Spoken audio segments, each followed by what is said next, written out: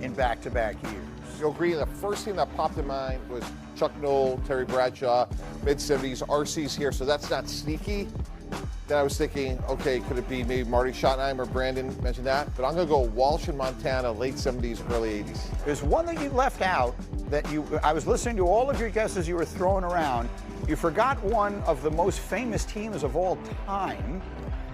Put it up on the screen. Huh? It was Mike Ditka's Chicago Bears, 85 and 86. People forget the next year they were just as good.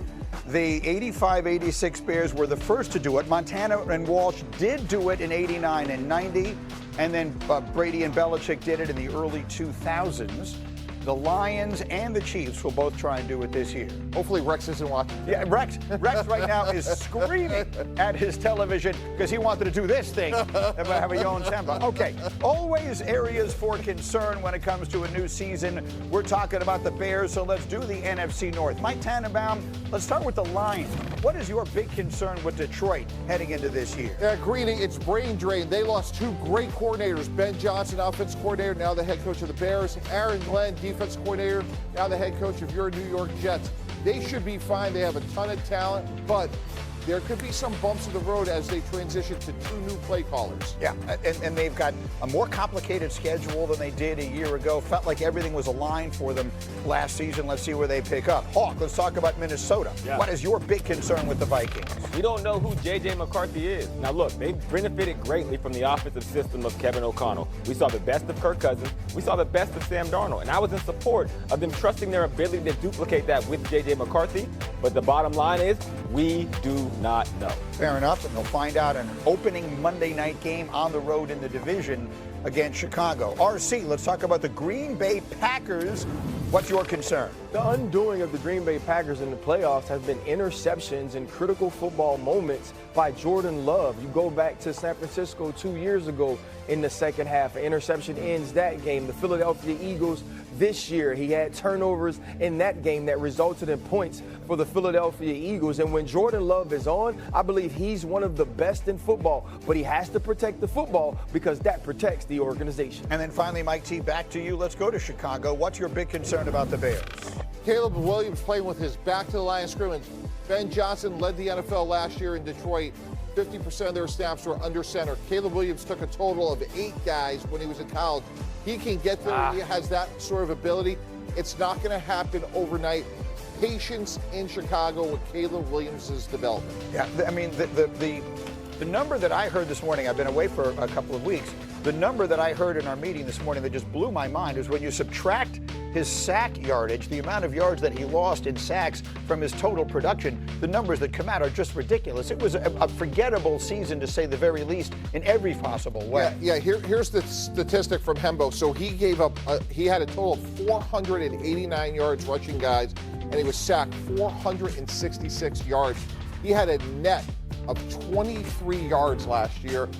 68 sacks was obviously the worst in the NFL, but that is staggering to have that from your starting quarterback. And I think what's the scary thing was this was something that was a concern with him coming into the league. Right. We were talking about him leading up to the draft, and Hawk mentioned it earlier. It's about taking some of those things that were negative and working on them till they become positives, or until it's something that doesn't negate you from being productive as a quarterback in this league. And so this is going to be big, not only on Caleb Williams, but in my belief on Ben Johnson. We're going to see a lot of 12 personnel from this team, 1 running back, 2 tight ends, and we know the way that he loves to use the play action is going to be about getting the football out of Caleb Williams' hands, but also impressing it upon him that you have to make smart decisions. A throwaway is better than a terrible sack. And look, I know that sometimes I am prone to giving a pass to the player and always looking at the coaching, but I'm willing to give Caleb Williams basically a full free pass on what happened last year. John Mara once said of Daniel Jones,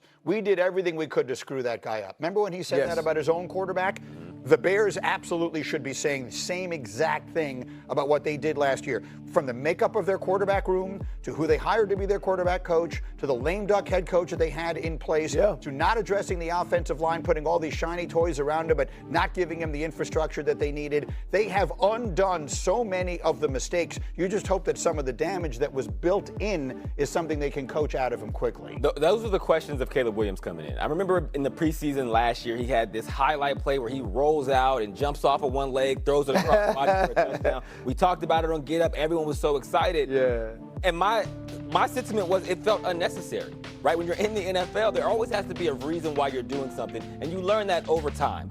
That's what success looks like for Caleb Williams. Not coming in here this season to prove anything. It's not about proving, it's about improving. And if he takes that mindset, and Ben Johnson also takes that approach, you want to end this season with something you feel confident you can build on. Brady, I just want to push back to what you said, because isn't the definition of greatness to make those around you better? And when we think about certainly Jayden Daniels, Bo Nix, Drake May, all those guys had situations that were maybe far from ideal, and they all got their situations better, but for Caleb Williams. So I don't think he deserves a free pass. He was the first pick overall. It was far from ideal. I think he will play better, but I think part of it is on him. Yeah, and that's going to be the other thing, right? Drake May showed a lot of promise last year, a lot of toughness, a lot of composure, a lot of poise. We obviously saw what Jayden Daniels was, bringing his team to the NFC Championship and winning Offensive Rookie of the Year. And I felt like Bo Nix got better and better as the season went on, started to use his legs more, and then began to push the football down the field. It's going to be that comparison to Caleb Williams, and he has to work to not compare himself. He has to work to not try to speed his progression up or his process up in order to be as good as those guys. He needs to be exactly what Ben Johnson and the Chicago Bears need, which the first thing is get the football out of your hands, make good decisions, and don't hurt the team by trying to make plays that go above and beyond what's needed at the time. He's got a lot of pressure in that first game, too. That first Monday night game is a fascinating matchup in the NFC North. Our first Monday night game of the year. Vikings at Bears. J.J. McCarthy at Caleb Williams. Looking forward to that. Okay, let's move on. I want to point out some history here as far as what we can expect from the upcoming NFL season as we work our way towards a green list. If history is any indication, there are going to be plenty of surprises in the league this year. Since 2020, when the playoffs expanded to 7 teams per conference, there's been an average of about 6 new playoff teams per season, right? So each year, 6 teams swap spots and get in. Last season, there were only 4. That was the fewest since 2015.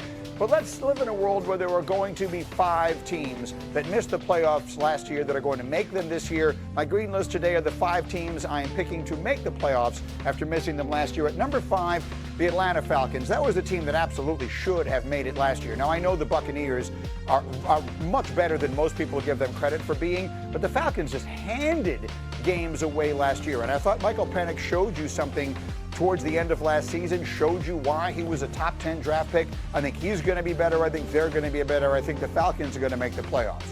Number 4, fellas, you're going to make fun of me. I think the Jets have a real chance to make the playoffs. I really do. Everyone is making fun of me for saying it. The Jets are not nearly as bad as their record was a year ago. They lost a ton of close games. Close games are decided in the margins, largely by coaching. The Jets of 2024 were the worst coached team in the history of professional football. They won't be that this year, and the schedule is pretty manageable. I think the Jets have a real chance